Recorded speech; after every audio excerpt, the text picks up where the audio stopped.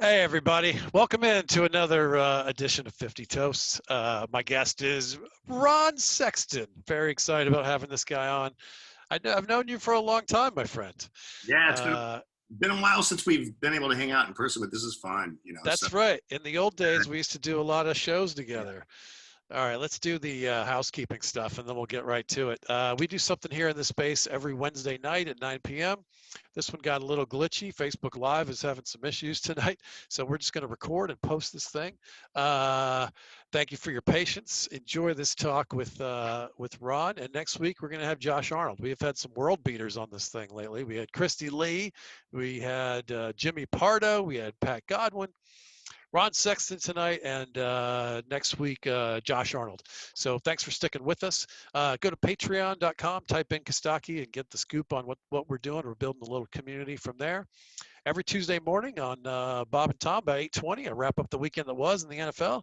And every Monday night, Facebook Live, Aaron and I are recording the Quick Snaps podcast and then uploading that to all the places that you would normally get your podcasts as well.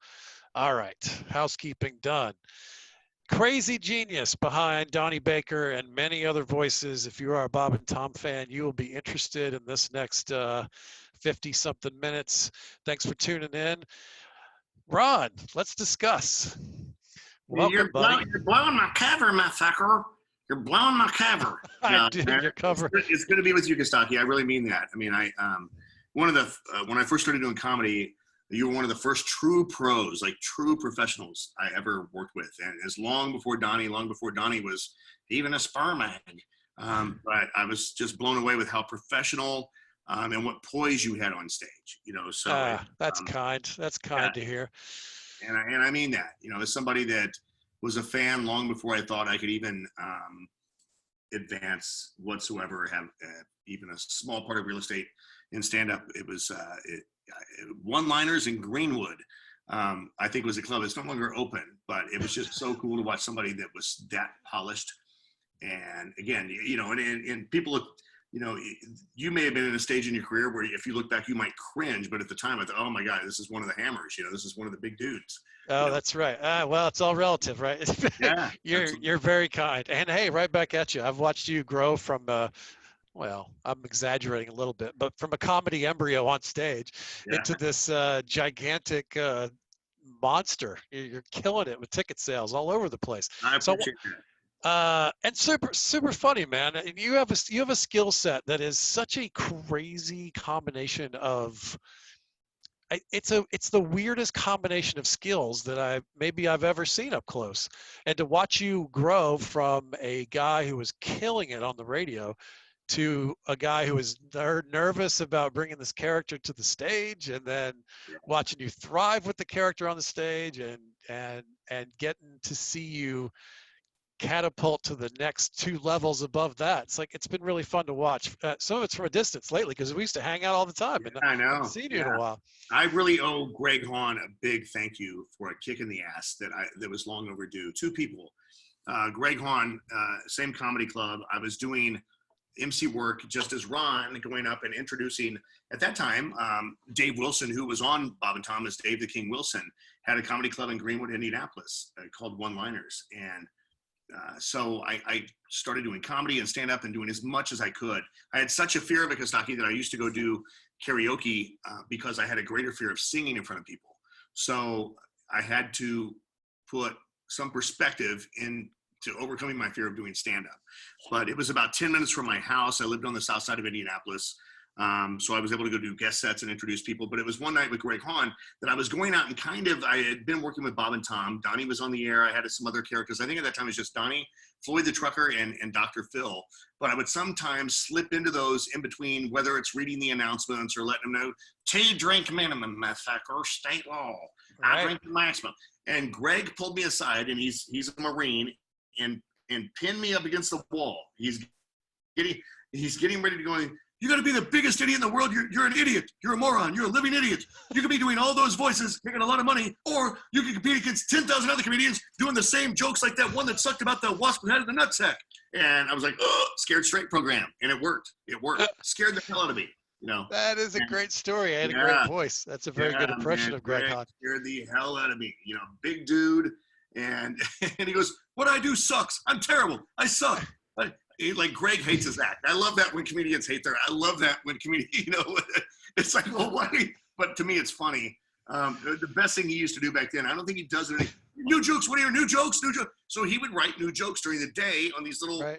torn up Post-it notes, and Right. it would be like confetti, the visual aspect of it. And as soon as one sucked, keeper, you know, he'd put it right back in.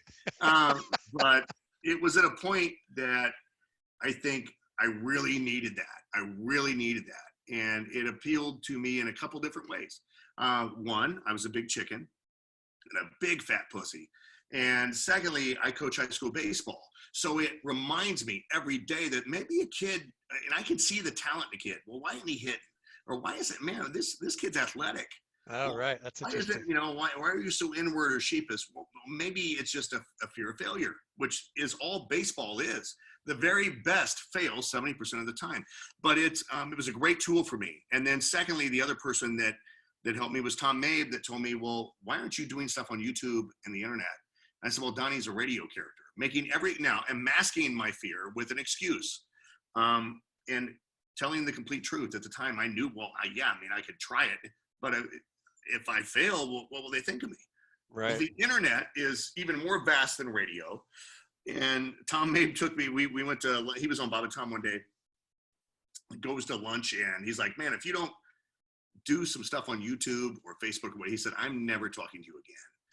And it was like 4 videos after the pep talk that I had one go viral.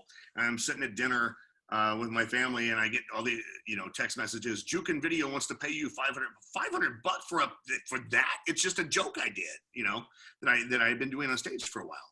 And all I did was record it. But yeah, man, it's really funny how that stuff works out. But those two people were the keys to my career, getting me, one, from Ron to Donnie, and B, from Donnie to viral videos and to social media.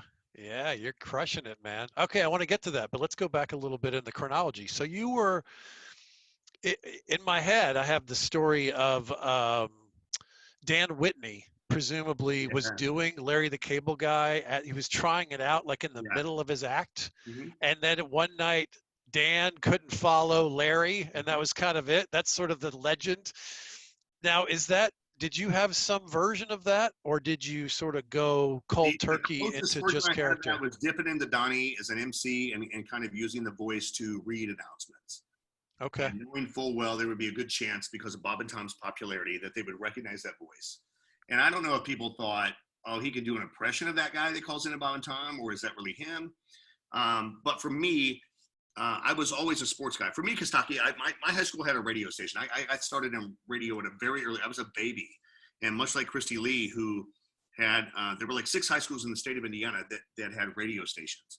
She went to Ben Davis. They had a radio station, WBDG. I think it was 91.9. And ours was WRFT at Franklin Central. That was 91.5. And so there were 6 high schools that had this incredible opportunity. And I took advantage of it. My passion for baseball was from the day I, hopped out of the womb. Reds fan, named my oldest son after Eric Davis. Thought Pete Rose was the coolest human ever. And then had a moment of clarity about the age of 14 or 15, where I thought I could try out for the baseball team and maybe make JV, or I could broadcast the games on the radio station and start every game on the air. And that's what I did, basically with a bad Marty Brennaman impression. But that's what I did each and every day. Nice. With not only baseball broadcasting, but we did football games. We did a morning show. We tried to be we tried to imitate Bob and Tom, which were just kings at that time.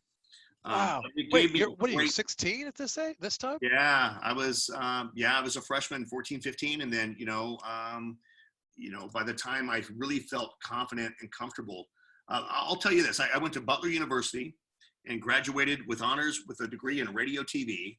And I still tell people I got my education in radio in high school. I learned nothing at Butler, absolutely nothing that I didn't already learn in high school.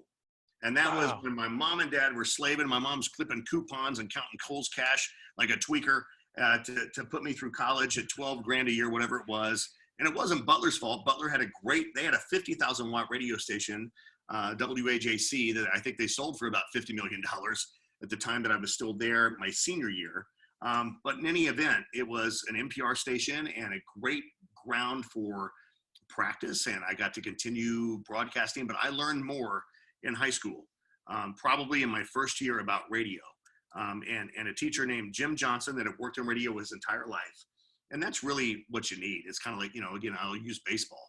If you play for a great manager, you play for Sparky Anderson, you're going to learn some shit. You play for Don Zimmer, you're going to learn some shit. And if you get the old grizzled veteran that has been, through the ranks, you're going to learn some shit. And there's no better learning experience than going through it at a raw ground level. And so I learned, basically, I got into doing part-time jobs while I was in college because I was bored with the material in class. And I worked at a radio station, WXLW, an AM station, and you learn as much from bad radio as you do good radio. And I think, as you well know, if you watch comedy, you'll learn as much from bad comedy as you will from good comedy. Yeah, and not about copying the material, but there are certain jokes or certain moments in a set that you can tell, man, he missed it, or how did he not feel it, or wow, that was incredible. Does he even know what he did? So for me, it was important to just kind of dive in. But I thought I was always going to be that sportscaster, that straight-laced sportscaster. Wow. And that path ended pretty quickly. But in a way, you're cross-training for all the things that you grew up to be. Yeah, right away. Absolutely. Yeah, I was an only child. I know how much you love your brother and his battle with cancer. I remember when you and I were on the road a lot and those conversations. All I ever wanted in life was a brother. Didn't have one. But my brother was the Reds on radio, was staying up late listening. It was a funny story. I was probably 6 years old, and I was a good kid. Man, I didn't get in trouble, never got the board, like Donnie. I got the board every day, so much my ass is still shitting out splinters. I was not Donnie. I was not that kid. I was a pussy, afraid of, Donnies. That's why I think I came up with Donnie subliminally, is that was always the hood. We called him hoods. Kenny Smith talked about that. He's like, Donnie's a hood, right? He's like, dude, nobody said hood since I remember saying hood. Yeah, he's a hood. Yeah, he would have been a hood. And the Def Leppard, jean jacket. But I would stay up and listen to the Reds on the radio. I had some of that in me. There you go. He was a hood, Costaki. I liked Iron Maiden and Ronnie James Dio. There's no way you could have been a fucking hood with a run-on sentence for a full night. But no, Ronnie James Dio, and yeah, absolutely. But I would stay up and listen to the Reds on radio. And one night, Tommy Hume, he had, just the most pathetic-looking closer. The guy looked just like a televangelist wearing the blue blocker, and he blows another save. And I wreck my room like Joe Walsh on Adderall. I'm throwing shit around. Well, this is the Reds are on the West Coast. They're getting their ass beat by the Dodgers. My mom comes in. Ronald James Sexton, what's the matter with you? Oh, Tommy Hume blew. Oh, he blew another one, because my mom would read the paper. She was as pissed as I was, and I got off scotch-free. But my passion for the Reds and listening to the radio, and I think the radio in general, was the brother that I always wanted. And I learned through sportscasting and chasing that beast, because the internet came through at the peak and the height of it. Mark Patrick, that you know very well, he and I worked on a show, and it was Mark Patrick on Sports for Fox Sports Radio. And I just thought Mark was the best sportscaster that, was on the radio, probably the best sportscaster that most hadn't heard of. And far better, in my opinion, than Tony Bruno and others that were even on our own network. Brilliant, had Sports Illustrated memorized from '68 until present day. And yet he was incredible to me, because he could also do these voices and he could write material. And it's like, how does he do that? That's what I truly want to do. That's what I think, as an only child, I could tell that's what gets the attention. Nobody cares that he knows, he can name the starting lineup for the 72 Indiana Pacers in the NBA. They are, in awe of how he can do a dead on Harry Carey or Marchand or whatever it was. Right. And also have the material that fits. So I think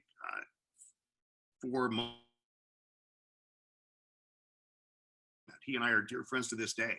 And we got sideways for a while, but I think anybody that you truly like, Tim Wilson, who is my comedy dad, my comedy hero, told me, if you truly love somebody, you're going to get to a point where you almost want to fight him and maybe kill him. But if you don't want to fight him or kill him, I'm not sure you truly love him. Mark and I had that moment. We had many moments like that. There were days, weeks, but to this day, one of my dearest friends. And Tim's explanation and Tim's wisdom lives on. It was deadly accurate. Yeah. So you're way ahead of the curve, learning the ins and outs and beats of radio, and then you're in school, and then more radio, or are you doing stand-up at the same time? Yeah, I chased the beast, man. I went down Devil's Avenue and did television. So I did, I thought that I wanted to be the sportscaster that had the hot local late breaking, the lights and bites at 11. And television was so disappointing because of how time consuming it was. All of the input, you get there at 2 p.m. Even on for instance, our big thing was high school football. And you get to work at 1:30 or 2, and you race to figure out what high school you're going to go to and do some kind of stand-up to preview the game. And then after you get 1 or 2 highlights, you race back to the station. I mean, it is madness in an effort to, we would call Walgreens going, hey, I know you're across from Westfield High School. What's the score? Trying to get just to be first. And I hated it. It ruined TV for me. Radio has a magic to it. Television has a poison to it. And I think that's why radio survived. I really do. I think radio is genuine. Television is poisonous.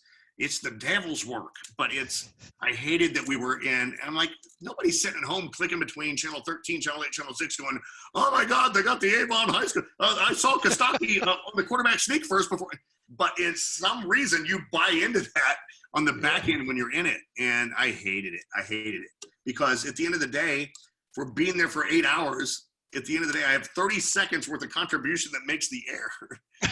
Radio, if you do a 3-hour show, you're on the air for 3 hours, maybe an hour of prep, maybe an hour of relaxing afterward to kind of evaluate what you've done. But radio just made more sense to me, and I know that television's always had the money and people saw. I chased the beast for a while. I hated it. I hate the way I looked on camera. I was awkward on camera. I just hated it. I mean, I had moments on TV that I would look back going, what am I doing? Like, this is bad. I sent a dick pic and I know it's not big enough to fill the screen, but I hit send anyway, that kind of thing, like that kind of like, oh shit, I can't get that back. Sorry to to certain proverbs. Yeah. Thanks for trying to make it relatable to me, Ron. When you said it did half the screen, I knew it could have cropped it. But you know what? Back in Verizon.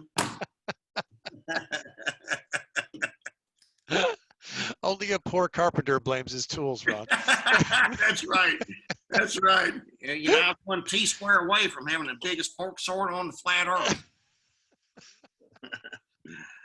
Yeah, so man. So then you do TV, and then how does radio happen again? And when does stand-up come in? Radio happens again because I get this wonderful experience of working directly for the Indiana Pacers and the Indianapolis Colts.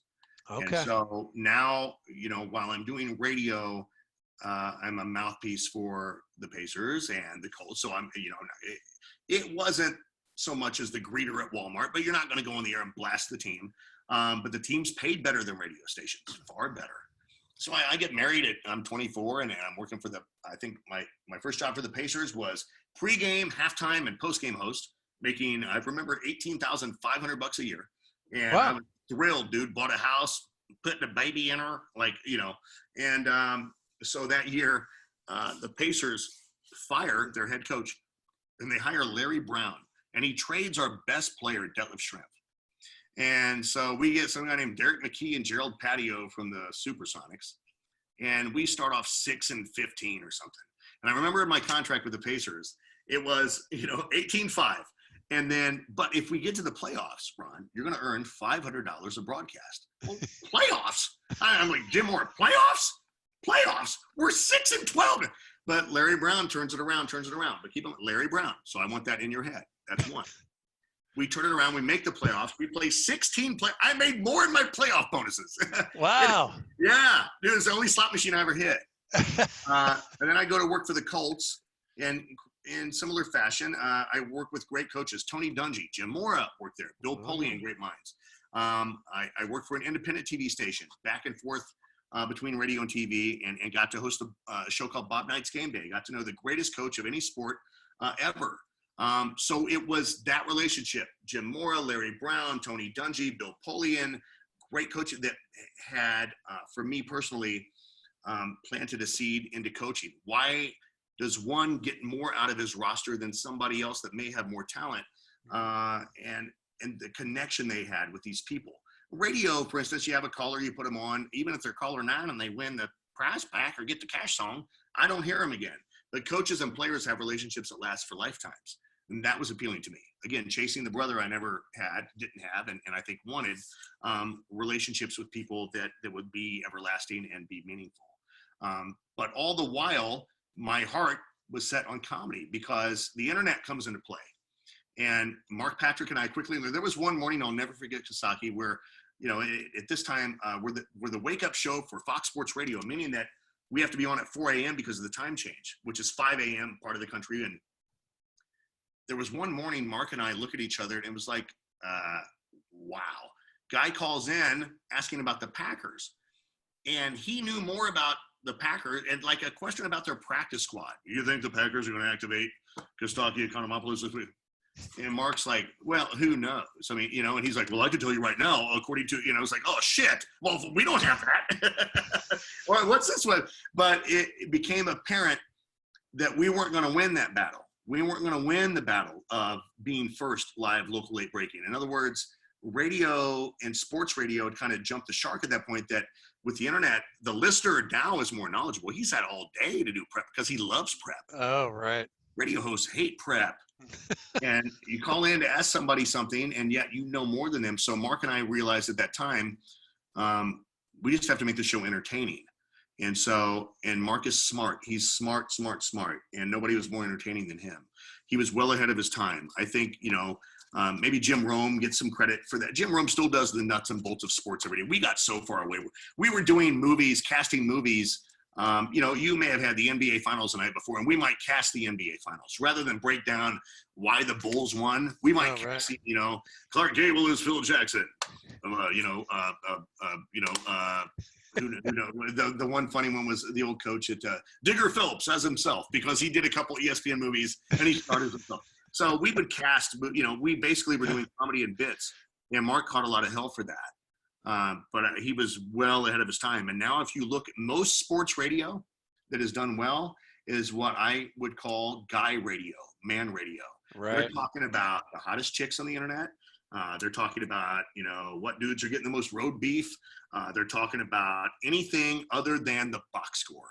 Yeah. And so I think we were ahead of the curve. Timing is everything. But what that did was it really turned me on to the power of comedy, because now I'm in a position, if I can do that, if I can write that, if I can figure that out, a computer can't beat me. Internet can't beat me.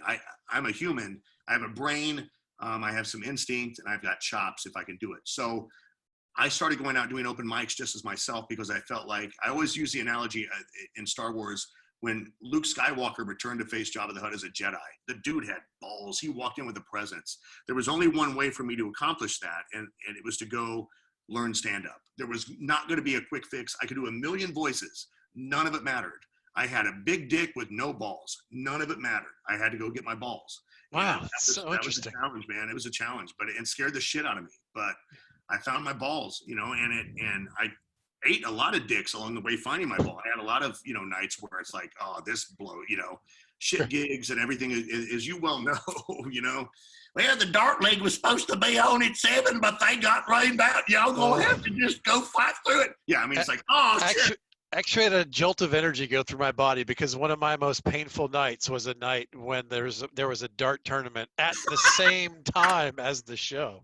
Well, you don't want to fuck up the fucking dart league. That's right. I mean, you know, but you've been there, or comedy competitions where it's like, I just really want to do my time. I could give a fuck about the blue ribbon and the free shot of Fireball afterward. Yeah. But I just want to do, can we please turn the, can you get people to face this way? Is there, you know, brutal. It's like, that's an intervention. You didn't even write a letter. Right. That's what folks don't know, that in early days of Okay. comedy, there's a trade-off that's happening. You are new enough to Yeah. not really be worth a lot of money. And so what you end up Yeah. doing is comedy in front of people who didn't know you were going to be there. Right. I you, mean, you, can you imagine for a moment, just a moment, let's just play pretend. If Pornhub was started the same way, oh, you don't mind if we fuck in front of your 2 for $20 at Applebee's, do you? She wants it. She deserves it. This French onion's going to be steaming in a minute. Let me hit it. people But people it's think we're exaggerating, but it's you true. literally are working at a Holiday Inn Yeah, bar in yeah, Vidalia, Georgia, and yeah, the softball team just came in and they're happy to hang and talk about the yeah. game and get hammered, and they're surprised Yeah. by some guy they've never heard of just being introduced to do stand. They don't even want you in there. Why the fuck should I listen to your skit? And here's the extra part that civilians have no concept of this. Yeah. They don't police the show because they don't give a fuck about you. You're there for one night. Yeah. Terry is here every Thursday Every Thursday. and half of the other nights. Yes, you're so right, man. It's Right. yeah, it's but I look at like my dad's my hero. He's a Vietnam vet, and I think about I didn't have to go through basic training. I didn't have the Viet Cong turning around Claymore mines, shooting them back at my face. But it's like for comedy, it's like you kind of have to go through It's that. the comedy version of that, right? Yeah, I really admire those social media stars that are able to. Catfish Cooley's one, man, that really surprised me. I don't know if you've ever worked with him. He never did stand up. He was an internet sensation. Would do this? It's the world's hardest chip. It's supposed to knock me over. And he'll eat the chip and he starts puking this. But he went out to do live performances, having never done stand up before. Costaki, I can't imagine doing it the opposite way. In other words, I know, right? being popular and having to live up to that. Right. As opposed to, even though I sucked as Ron Sexton, I still learned a lot. And I tell my kids in baseball, you make an error. That's okay. Errors happen. I mean, there's a reason why it's in the column. That's great. Now, if we learn from it, it's no longer an error. It's called experience. And experience is so valuable. And so as long as we learn from it, even if it's an error that costs you the game, you'll see guys. It was a closer for the Cubs. He's a guy that always dangles like this. He gets traded to the Cubs. I forget the guy's name. It'll come to me.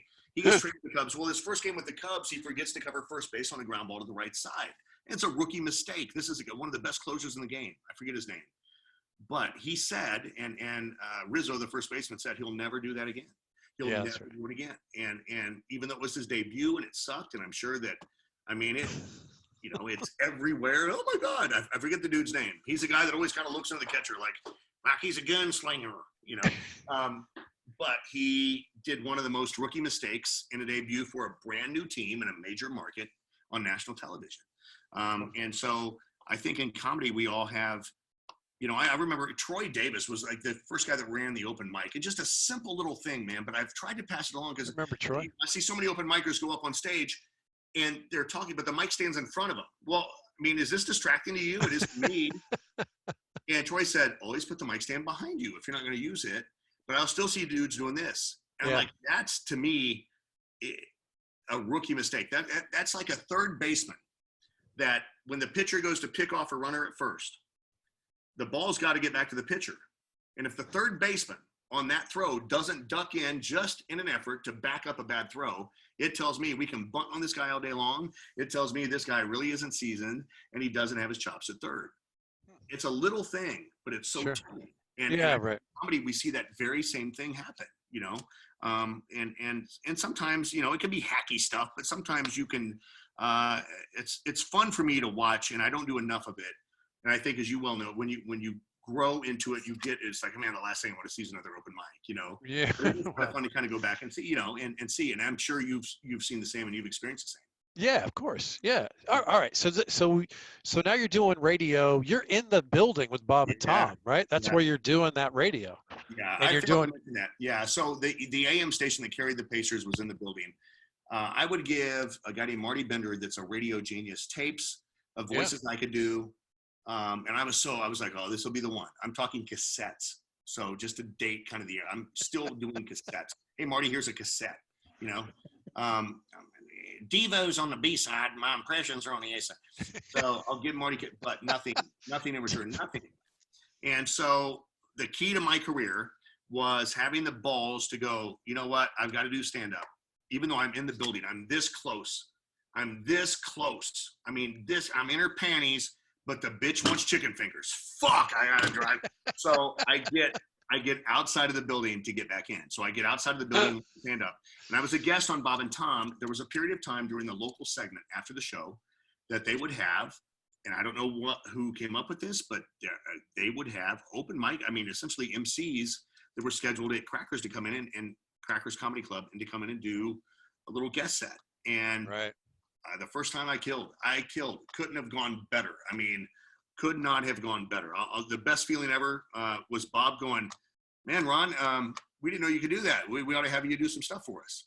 You know, nice. I mean, it was like, oh my God. The second time I was on, it was probably a few months later, going a little more confident, a little more cocky, and it did not go as well. And it felt like shit. And I wanted to cry. I wanted to quit. Didn't bomb, but just didn't go well. Maybe had nothing to do with me. Maybe 4 hours of radio, they want to get the hell out. It could have been Seinfeld in this prime. You never know, but you know, as any human, you're going to overanalyze it. But in any event, Costaki, I had done Fox Sports Radio with Mark Patrick. Our show gets canceled. Bob and Tom are aware I can do comedy. And we had, I think, our fourth kid on the way. My little daughter's on the way. I'm told our show's being canceled at Fox Sports Radio. Oh, I was told that they didn't have money in the budget at Bob and Tom to add. They had no reason to add anybody else. They were number one in pretty much every market. Mark Patrick was still working for them. Not as much in terms of frequency on the air, but he was still employed by them. A guy named Steve Salgi that does a good many voices. Dean Metcalf. They had everybody that they needed. And I was just told there wasn't room in the budget. So I start taking, I mean, this was like the scene in Ricky Bobby Talladega Nights when he starts delivering pizzas after being, you know, the next best thing to Richard Petty. Nice denim shorts, dude. I start working at Crackers Comedy Club during the day. And when people put the business card in the fish bowl, you can win an office party. Well, everybody wins. Spoiler alert, everybody wins an office party. I was a dude calling people at the comedy club, right? And so it is just like a scene out of a shitty Hallmark movie.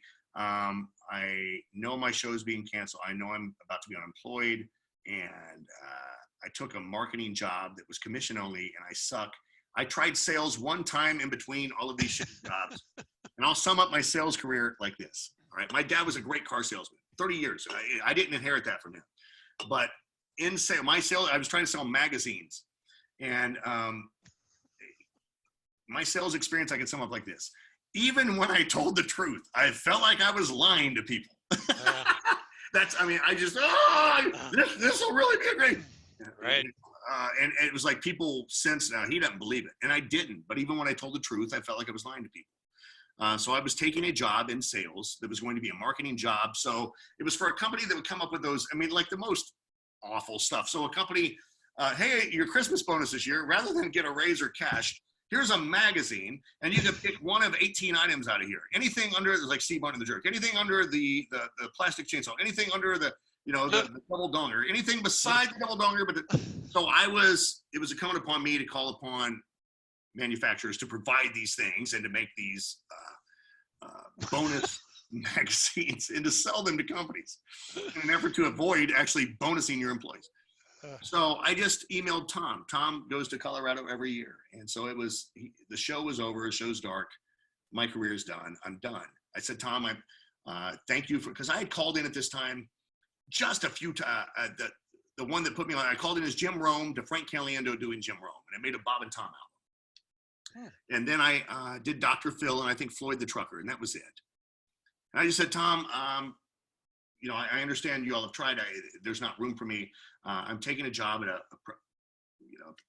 whatever you call it, some kind of promotional company. I don't know what it was. And the guy was nice enough. I mean, he gave me, but I just want your blessing that can I please come in the building? If something hits me I just want permission to be allowed in the building to be creative and maybe record something here or there. Thank you again for all the consideration. I just didn't want to go to the building and get tased, and so he wrote back, Ron, I'm in Vail. we'll figure it out. You're hired come Monday. And I start bawling, over a fish bowl full of, I mean, I was shaking. I couldn't, and I'm like, yeah, man, it was the greatest break. Tom bought a stock that you had no earthly reason to buy. I did a character called, it was Trucker Steve on the AM station. He, in the parking lot of Loon Lake Lodge, goes, oh, I love the character, but well, let's change it to a Floyd Trucker, the world famous trucker. I mean, it was that simple. It just made sense and it fits. Like, I didn't fight it, and I did that and a Jim Rome impression, and he invested in me. I mean, I wouldn't invest in that guy. I would hack 2 shit bits. That's not going to get us past Thursday. We'd be better off going to the phones. But he invested in me, and it was, after I got hired, it was April that I had felt comfortable, had enough confidence on the air. As you well know, Bob's laugh, the signature of the show. It's that love that it fuels the vehicle. And Donnie was born April of that year. Bob was on his honeymoon.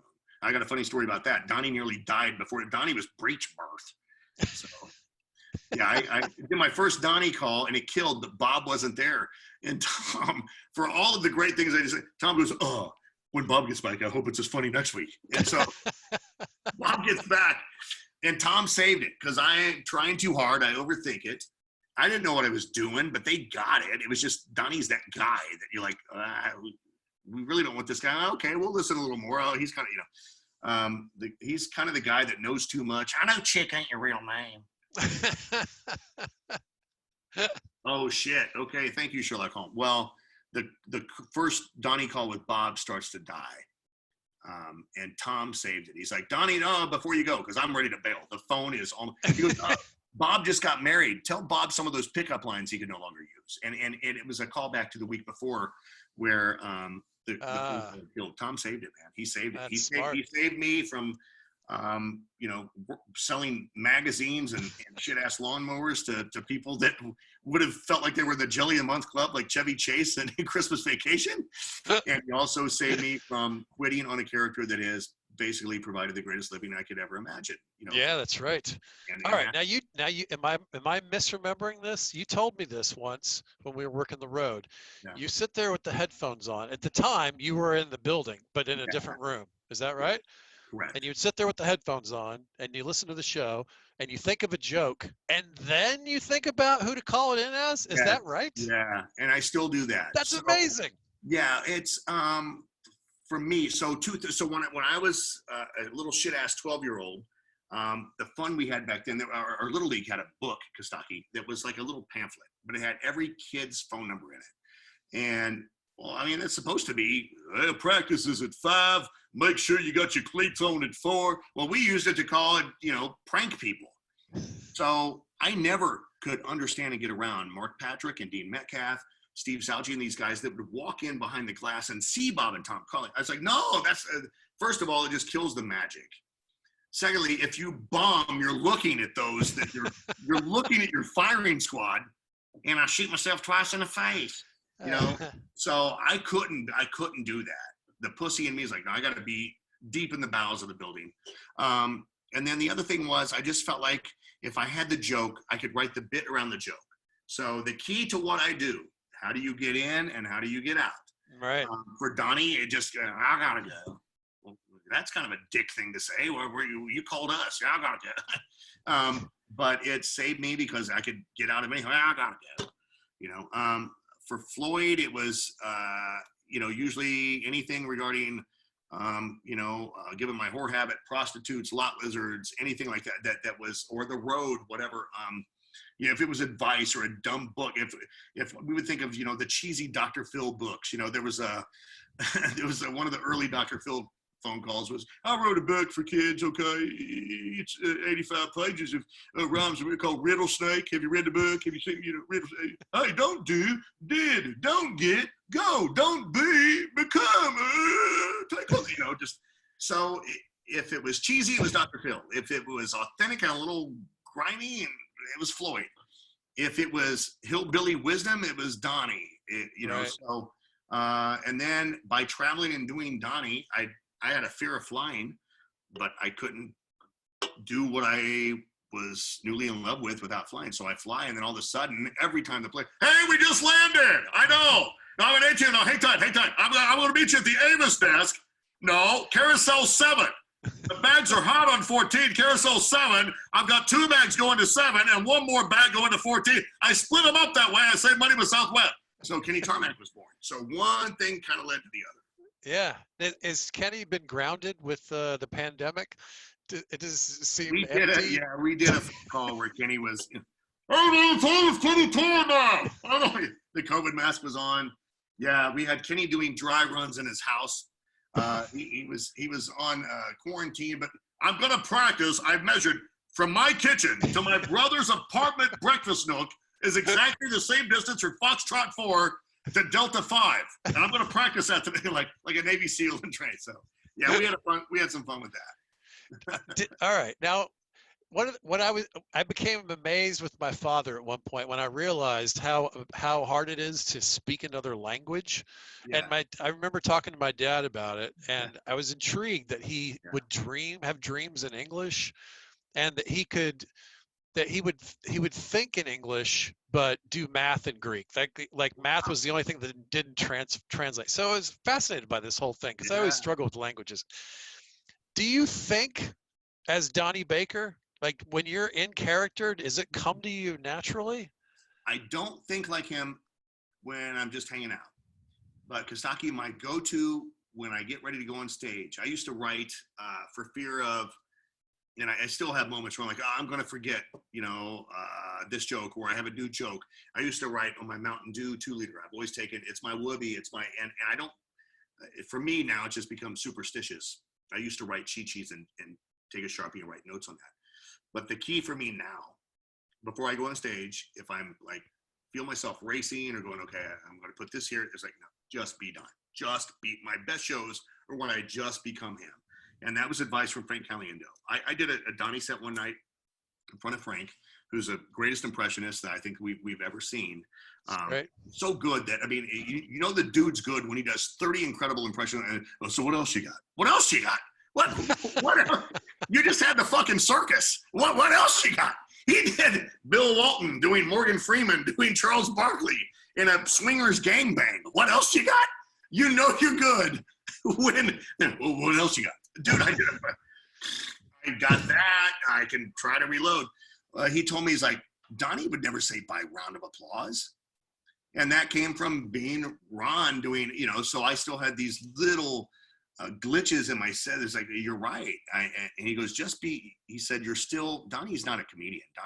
Tim Wilson defined Donnie just in conversation, and it was the most nonchalant shit. I'm like, why didn't you tell me that? He's like, well, Donnie Baker is basically the heckler that made it to the stage. Donnie Baker.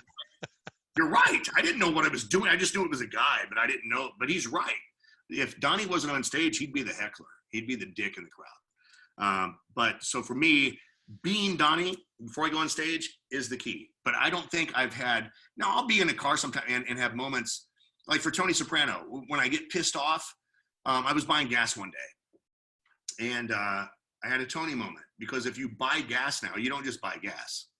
I'm going to buy a full tank of gas. Let's see what we got here. What's your mother's maiden name? What's a zip code? Do you want a car wash? Do you have a speedy card? Jesus fucking Christ. I can pump and run, do 7 years in jail, and still get out faster than I fucking do the fucking process. I'm like, it's Tony. That's Tony.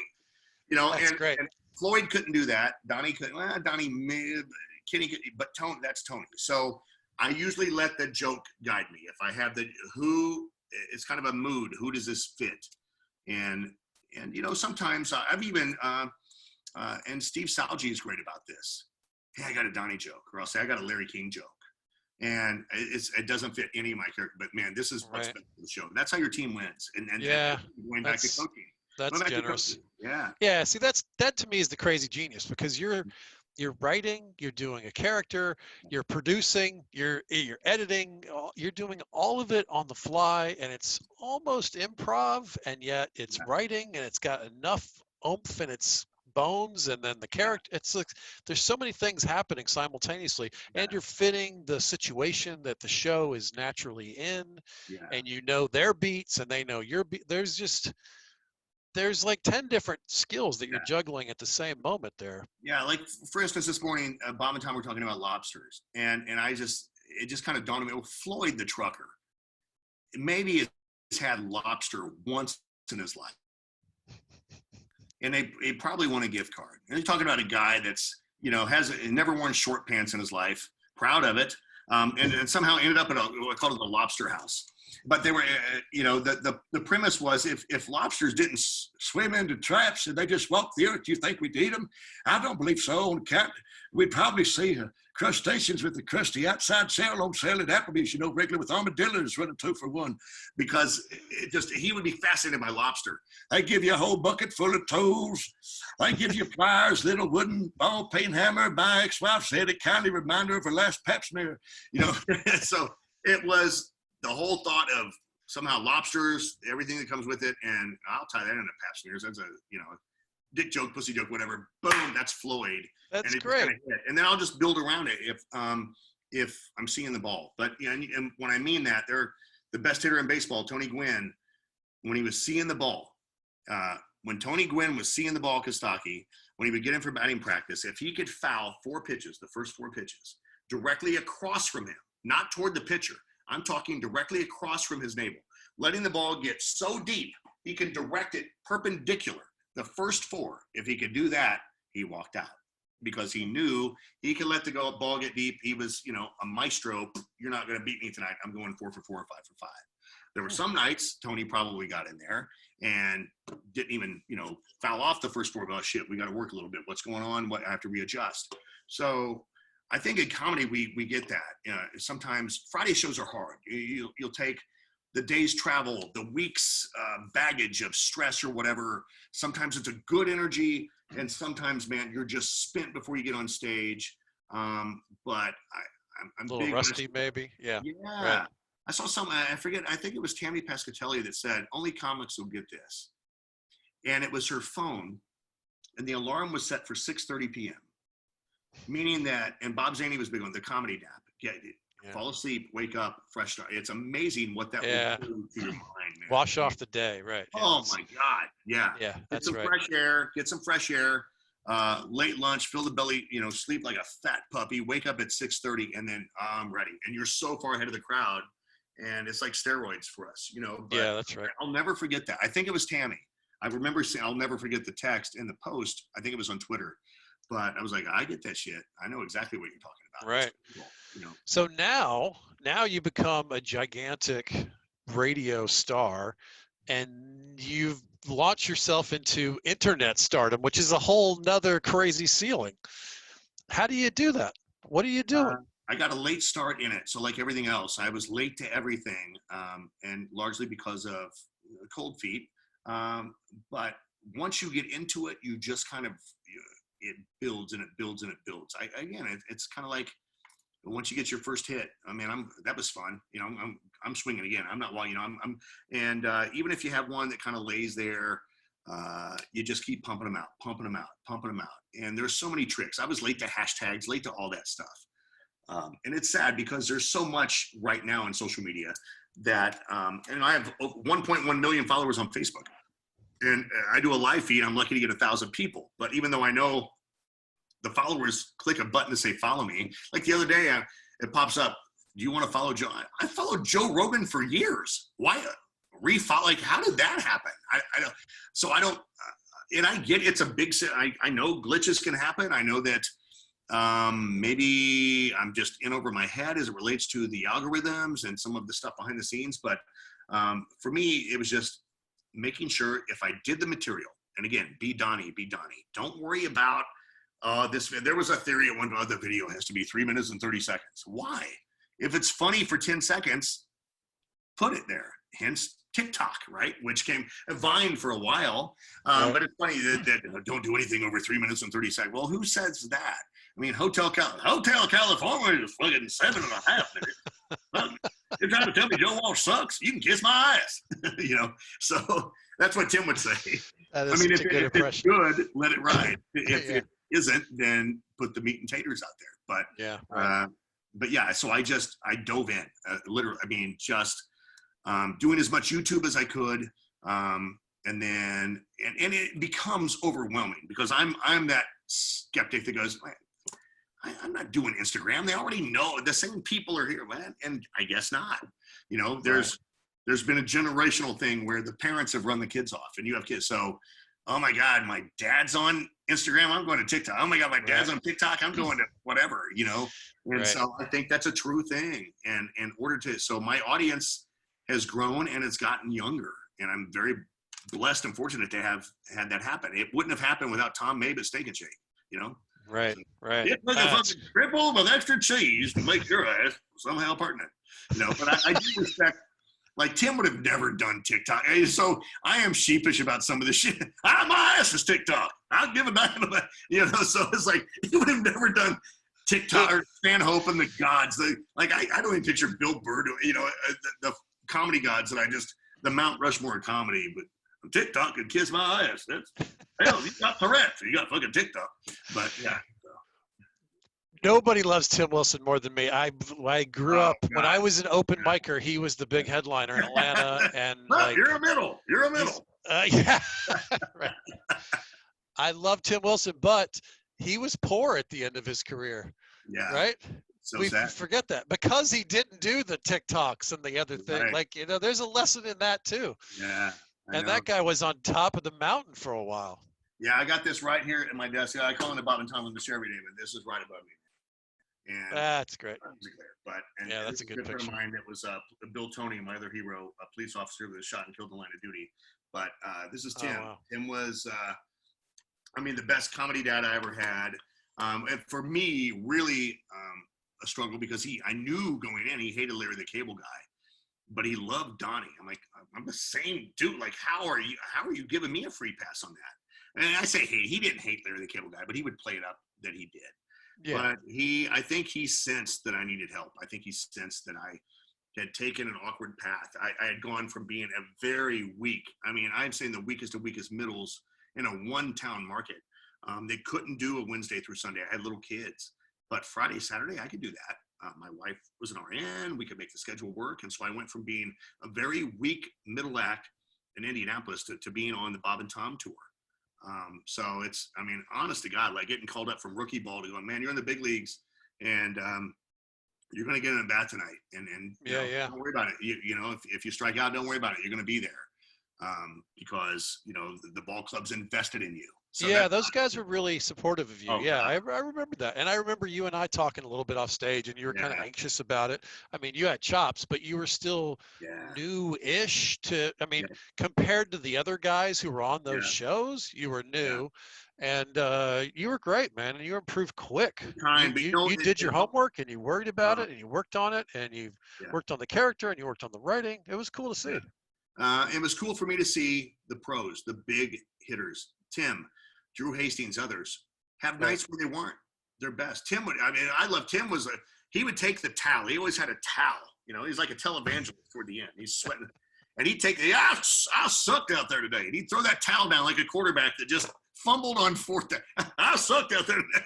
And so it just cracked me up and it gave me confidence going, well, fuck, if Tim can suck, then who am I to say, oh, no, I was great. I lied about bullshit. Yeah, right. The laughs don't lie. I've always said that. And, when you come on, we know. Yeah, that's the beauty and the terror of what we do. Absolutely. We know. Everyone knows every second how it's going. We know. Being alive for your own autopsy. We know. Yeah, that's right. That's a good way to say it. Right. Yeah, man. But those guys were so incredibly nice to me. And I got great advice. Some I didn't use. I'll tell you the other guy that helped me immensely was David Crow. David helped me, which is a genius observation that Donnie, in trying to not be a comedian, would be so unaware that he was on stage with a mic. He would repeat the joke. Did you hear what I told her? I said, even your tits are bigger in your face. You hear what I walked down? Hey, did you hear what I told Like he's a waiter. I got 4 tables. I have to make sure everybody's got, But it was just brilliant. And it's stupidity, But yeah, man, that shit was good for me. That's great, man. Yeah, like somebody like Bob Zaney that broke everybody's balls. That would just, you could kill you could have the, and you're coming out doing the big cock walk like Josh Beckett going out, and Bob goes, you'll get him next time. That's how comics show love. Oh, I love it, right? I know. Every funeral for a comedian should be a roast. Every one. Oh, yeah. I mean, for sure. Anything that makes sense to us. Yeah, right. Yeah. It's great, man. It's great. We've been doing this for an hour. I can't believe it. I blinked and it's over. It's so good to talk to you. I'm sorry we had the technical problems, and you guys who are actually watching this, kudos for you to figuring out how to get here. Thank you for having me, man. You're such a pro, and like I said, Mark Patrick and I have talked about you, because I know there was a time you were wondering, about the NFL joke, and to bring that every week, and people don't, it's like that can be daunting, because it's like, well, and sports is I felt so claustrophobic doing sports radio, because I had to stay within this, and but you realize you can still dip into politics and apply it to, and you've done a brilliant job of taking quick snaps into something that's, like the 2-minute drill back when SportsCenter was, pertinent and just really so well done. And I know you've had many things go viral, and dude, I'm happy for you, but I thought it was so well done, but as somebody that had kind of escaped that claustrophobia of, it's got to be sports related, you've nailed it. So. That's very kind. I find a certain freedom in it, because in the old days when I used to write for the Complete Sheet, you could write about anything. Yeah. And it was kind of scary. And now these are my lanes. Yeah. These are the big 5 stories. Like, okay, let's go do it. There's something kind of beautiful about that. I'm curious, because I know you love the Falcons, but some of your best jokes are just knocking out your favorite team. And that's so funny to me, because it's all real. It's all true. Yeah. There's a picture of my brother wearing a Falcons shirt Monday night. I was at his house. We're hanging. We're watching it. It's like, it was so painful. What are you going to do? At least now they can't give me shit for, not, Tom was always worried about me trashing the other teams. Yeah. And now I sort of built license for the whole season. Now I can do whatever I want. That's so funny. God. Actually, what got me off the hook with Tom was one time he came to see me in Bloomington. Really? And I was doing some Colts jokes that just tore the roof off the place. Yeah. And he was like, I was trying to explain to him, I go, football fans love when you make fun of their shitty team, because they know they're shitty. They care more than I do about it. Right. And they agree, and it's okay. Yeah, most of my buddies are motherfucking their team up until they win. And they're, what the fuck are we, why are we fucking, it's, but they love them, but it's, why are we, get him out of there. He sucks. Right, sure, right. That's what it is. Right. Tell your one of the best jokes you ever wrote. Sitting at the bar with your buddies in your fantasy league and Edger and James. And I don't know if you do this anymore in your set, but I thought it was brilliant. Edger and James, do you remember? What was this? Yeah, you said you're sitting at a bar with your buddies and you're watching football, and I'm going to screw it up. I'm so bad. I know the joke you're talking about. Yeah. So please tell it. Edger scores. And I go, oh, yes. And he goes, why do you care about that? I go, oh, he's one of my fantasy guys. Yeah. And the Mia Hamm joke. I need the Mia Hamm joke right now. Right now. Yeah, right now. I love it. Watching TV with my friends, and Mia Hamm comes on the screen, and my friend Keith goes, oh, man, I want to fuck Mia Hamm. And my friend Mark goes, I want to fuck me a turkey. Now, do those seem ancient to you? I'm curious. Those do seem ancient to me. That's hilarious. Yeah, those do. So genius. It's so funny. We haven't hung out in a while. It's been a while. I know. I miss those days, man. We used to travel around. We used to do these Bob and Tom tour dates. We talked to 2,000 people, sometimes more. In these big, beautiful places that had everyone who's ever done anything. We go back and sign our little names next to all these huge names, and crowds that couldn't wait to see us, and Bob and Tom fans were excited about the whole. It was great stuff. Hopefully, in a year or so, maybe we'll do something else like this all over again. I would love to. Absolutely, man. Great to catch up with you. It's great to talk to you. Thank you for doing this. I'm a big fan, and it's been a pleasure watching your success, man. Kudos to you. Biggest name in comedy called my pager. I got to show you. Donnie's over here asleep. I got 3 different Donnies. I don't know if you can see the wigs with the caps. It's funny. You got to. That's a stable of pork. Yeah. Someday that'll be in the Smithsonian. Yeah, that's right. Yeah. Thanks, buddy. I'll talk to you soon. All right. Take care.